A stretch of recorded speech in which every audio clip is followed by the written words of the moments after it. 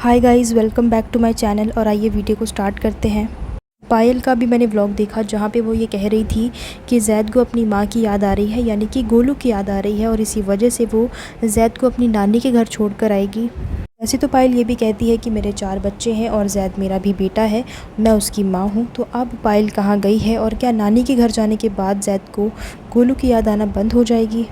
दरअसल बात यह है कि ज़ैद का तो सिर्फ एक बहाना है। ये अपनी ऑडियंस से एक बहुत बड़ा सच छुपा रहे हैं, जो कि ज़्यादा दिनों तक छुपा हुआ नहीं रहेगा। मलिक फैमिली अपनी ऑडियंस को बेवकूफ़ बना रहे हैं, उनसे झूठ बोल रहे हैं, और इनके झूठ में शामिल है कृतिका की मम्मी। जी हाँ, आप लोगों ने बिल्कुल सही सुना, कृतिका की मम्मी भी इनके झूठ में शामिल है, इनके झूठ का साथ दे रही हैं। कृतिका की मम्मी का भी मैंने व्लॉग देखा जहाँ पे वो ये कह रही हैं कि ज़ैद का मन बिल्कुल भी नहीं लग रहा है, वो गोलू को बहुत ज़्यादा याद कर रहा है, और इसी वजह से पायल ज़ैद को लेकर यहाँ आ रही है। सच बात तो ये है कि पायल को केस की हियरिंग के लिए जाना है, और ज़ैद का सिर्फ़ और सिर्फ एक बहाना है।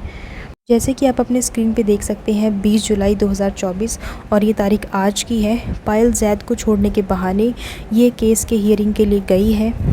ये अपनी ऑडियंस से शरेआम झूठ बोलते जा रहे हैं, और इन्हें ये लग रहा है कि लोगों को कुछ भी पता नहीं चलेगा, लोग बिल्कुल बेवकूफ़ हैं, उन्हें बिल्कुल भी समझ में नहीं आता है।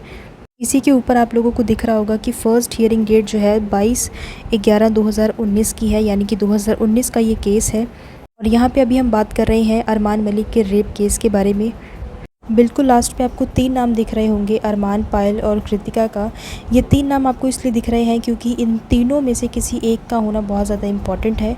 यानी कि जब केस की हियरिंग होगी, अगर ये तीनों अवेलेबल नहीं हैं तो तीनों में से कोई एक भी केस की हियरिंग में होना चाहिए। जैसे कि अभी अरमान और कृतिका तो बिग बॉस के घर में है, और पायल घर के बाहर है, इसी वजह से पायल को इस केस की हियरिंग में जाना पड़ेगा, और इसी वजह से वो ज़ैद का बहाना लगा के केस की हियरिंग में गई है। 2019 से अरमान का केस चल रहा है, और अभी तक भी अरमान का गुनाह साबित नहीं हो पाया है। बहुत सारे लोग सोशल मीडिया पे ये भी कह रहे हैं कि पायल का इविक्शन इसीलिए हुआ था क्योंकि उसे पता था कि 20 जुलाई को उसके केस की हियरिंग है, किसी न किसी को तो जाना पड़ेगा, और इसी वजह से पायल का इविक्शन हुआ था। आपको बता दूं कि अरमान पे जो ये रेप केस चल रहा है, ये किसी और ने नहीं बल्कि पायल की दोनों बहनें और पायल के भाई ने किया था। जी हाँ, आप लोग बिल्कुल सही सुन रहे हो। ये बात उस वक्त की है जब अरमान ने कृतिका से शादी कर ली थी और ये तीनों अलग हो गए थे। एंड जब पायल के घर वाले उसे अपने साथ ले गए थे तो पायल की दोनों बहनें और भाई ने अरमान पे ये केस किया था। और ये बात अरमान ने अपने एक वीडियो में खुद बताई है, जब वो दिल्ली के किसी होटल के छत पे चढ़ गया था अपनी जान देने के लिए। ये वीडियो भी आपको मेरे चैनल पे मिल जाएगा, अगर आप लोग देखना चाहते हो तो इस वीडियो के डिस्क्रिप्शन बॉक्स में मैं उस वीडियो का लिंक दे रही हूँ जहाँ पे अरमान ने ये सारी बातें कही हैं, तो आप वहाँ से जाके वो वीडियो डेफिनेटली देख सकते हैं।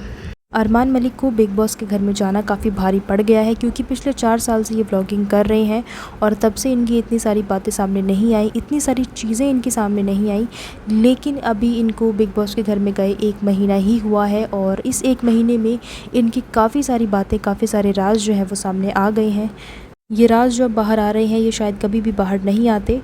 आपको बता दूं कि अरमान पे सिर्फ रेप केस ही नहीं बल्कि किडनैपिंग केस भी है। जी हाँ, आप लोग बिल्कुल सही सुन रहे हो, अरमान पे किडनैपिंग केस भी है। इसके ऊपर भी मैंने एक वीडियो बनाया है, अगर आप लोग डिटेल में जानना चाहते हो तो डिस्क्रिप्शन बॉक्स में मैं उस वीडियो का भी लिंक दे रही हूँ, आप जाके वहाँ से भी देख सकते हैं। अरमान मलिक पे 1 नहीं 2 नहीं बल्कि मल्टीपल केसेस चल रहे हैं, और ये केसेस वाली बात जो है वो पिछले 1 महीने में बाहर आई है, इससे पहले ये बात सामने नहीं आई थी। अरमान मलिक को बिग बॉस में जाना वाकई में काफ़ी भारी पड़ा है। पिछले 15 दिन से पायल के साथ ट्रोलिंग हो रही है, एंड ये ट्रोलिंग उसी वक्त से हो रही है जब वीकेंड का वार पे पायल ने विशाल के बारे में एक रॉन्ग स्टेटमेंट दिया था। उसी दिन से पायल के साथ ट्रोलिंग होने लगी, वरना उससे पहले लोग पायल के साथ बहुत ज़्यादा सिंपैथी दिखाते थे कि पायल के साथ गलत हुआ है, ऐसा नहीं होना चाहिए था। लेकिन जिस दिन वीकेंड का वार पे पायल का वो स्टेटमेंट आया, उसके बाद से वो सिंपैथी ट्रोलिंग में चेंज हो गई, एंड पायल अभी तक भी ट्रोल हो रही है। आगे चलकर क्या होगा आने वाले व्लॉग्स में हमें पता चलेगा, क्योंकि पायल ने अभी डिवोर्स की बात भी की है कि वो अरमान के घर से बाहर आने के बाद डिवोर्स ले लेगी। अब ऐसा होगा या नहीं होगा ये भी हमें व्लॉग्स में ही पता चलेगा, एंड ऐसा नहीं हुआ तो हमें पता चल जाएगा कि पायल ने जो भी अपने व्लॉग्स में बोला था वो सिर्फ एक ड्रामा था, झूठ था। सो गाइस, जो भी होगा मैं आपको अपडेट करूंगी, एंड इसी के साथ मैं वीडियो को एंड कर रही हूँ। एंड आई होप कि आप लोगों को ये वीडियो अच्छा लगा होगा। कमेंट करके मेरे साथ अपने ओपिनियन ज़रूर शेयर करना, एंड इसी तरह के और भी अपडेट्स जानने के लिए एंड रिएक्शन वीडियोस के लिए आप लोग मेरे चैनल को सब्सक्राइब कीजिए, एंड बेल आइकन को डेफिनेटली प्रेस कीजिए ताकि सभी वीडियोज़ की नोटिफिकेशन आप लोगों को मिले। So thank you so much guys for watching this video. I will see you in the next one. Till then keep watching. Thank you.